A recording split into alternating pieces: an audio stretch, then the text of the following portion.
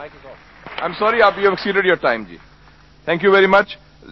The last speaker for this discussion on national integration, Sayyid Adnan Kakakhail Sahib, seat number 93, Jamiatul Ulum Islamia, Banori Town, Karachi se ताल्लुक है इनका. Jamia उलूमुल Islamia Binori town Karachi. मेरे साथियों ने कल भी इस मौजू के ऊपर बहुत अच्छी बातें की. आज कोशिश करूंगा उन्हीं बातों की रोशनी में इसको बिल्कुल मुख्तसर अंदाज में पेश करूं. इसमें दो राय नहीं है कि हमारा सबसे बड़ा बहरान नजरियाती यकजहती, फिक्री वहदत और इत्तेहाद व इत्तेफाक से महरूमी है. मगर सोचने की बात यह है कि ये महरूमी 58 साल गुजरने के बावजूद अभी तक क्यों है. उसकी वजह यह है कि वो जो बुनियादी प्लेटफॉर्म दिया गया था कि पाकिस्तान का मतलब क्या, ला इलाहा इल्लल्लाह, उस पर कंफ्यूजन्स पैदा कर दी गई.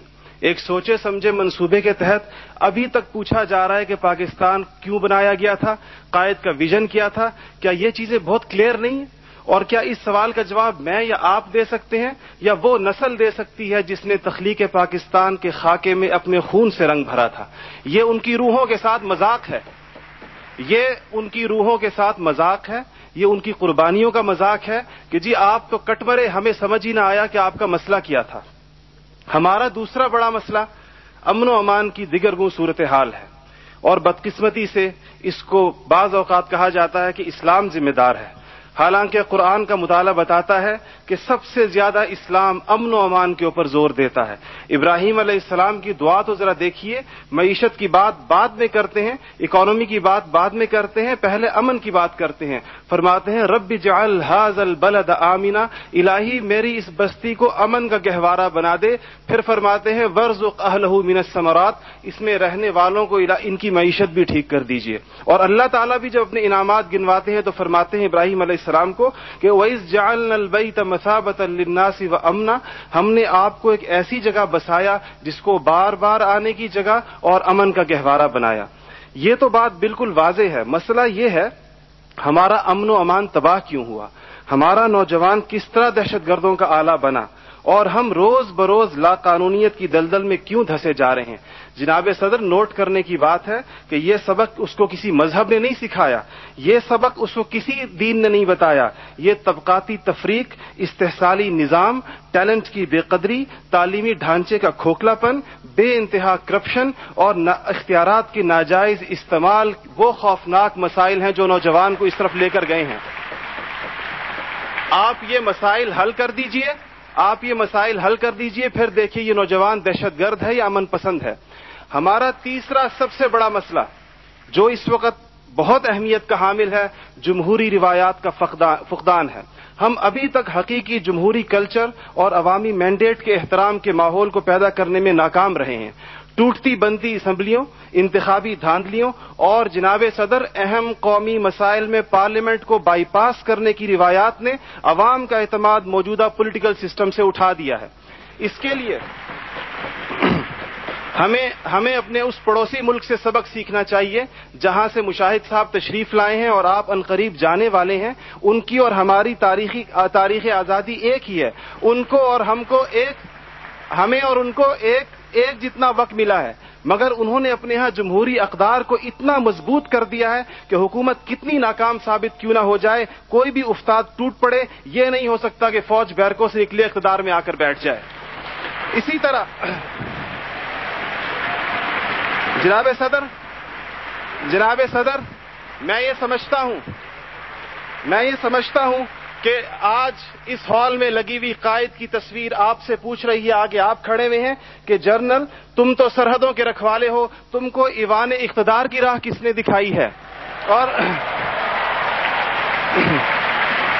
जनाब वाली, जनाब आला, हमारा तीसरा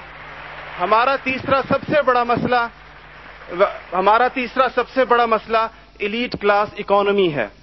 आपके आदादो शुमार के जादूगर कह रहे हैं कि मईशत तरक्की कर रही है, ज़र मुबादला के ज़खायर बढ़ रहे हैं, कर्जे कम हो गए हैं, कशकोल टूट गई है. आप बार बार कहते हैं पहले हम मांगने जाते थे, अब हम देने जाते हैं. और अवाम हैरान है कि खुदाया क्या माजरा है. मईशत तरक्की कर रही है, गरीब का चूल्हा बुझ रहा है, ज़र मुबादला के ज़खायर बढ़ रहे हैं, पेट्रोल की कीमतें आसमान से बातें कर रही हैं, रुपए की कीमत روپے کی قیمت ڈی ویلیو ہوتے ہوتے کہاں آ کھڑی ہوئی ہے. اور اس کے بعد ایک اور بات جناب صدر, آپ نے کہا کہ بسنت منانے سے کچھ نہیں ہوتا.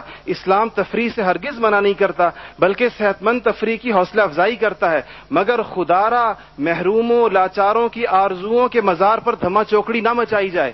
دیکھیں اسلام یہ کہتا ہے اگر ایک گھر کے اندر ایک عجیب تاثر ہے, ٹھیک ہے لوگ انفرادی طور پہ پتنگ اڑائیں, کوئی اس کو حرام نہیں کہتا, مگر جب ایک غریب دیکھتا ہے کہ میرے پیٹ میں روٹی نہیں, میرا صدر پتنگ بازی کر رہا ہے, تو وہ یوں سمجھتا ہے کہ ہمارے درمیان کوئی گیپ ہے. آپ بالکل وہ سمجھتا ہے. غریب کہتا ہے کہ میں, غریب دیکھتا ہے, غریب آپ کو اس کے احساسات کا بالکل اس طرح لگتا ہے ایک گھر کے اندر میت پڑی ہو اور آپ دوسرے گھر کے اندر ڈرم بجائیں کہ میں تو آزاد ہوں, غم تو تمہارا ہے میرا نہیں ہے. تو اس کو کوئی بھی اس کی اجازت نہیں دے گا, کوئی بھی مذہب کہے گا کہ نہیں. اس کا احساس کیجئے, اس کے اشک شوئی کریں, اس کو سینے سے لگائیے.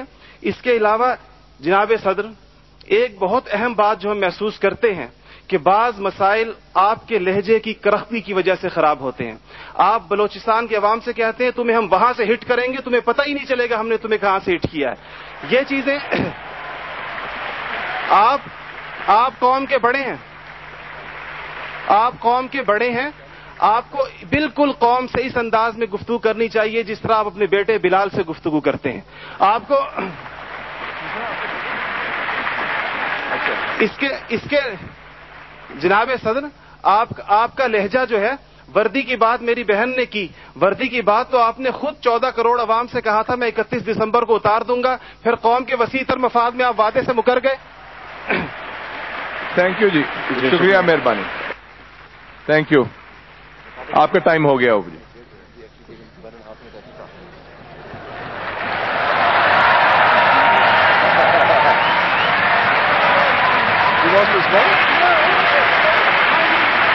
Respond better?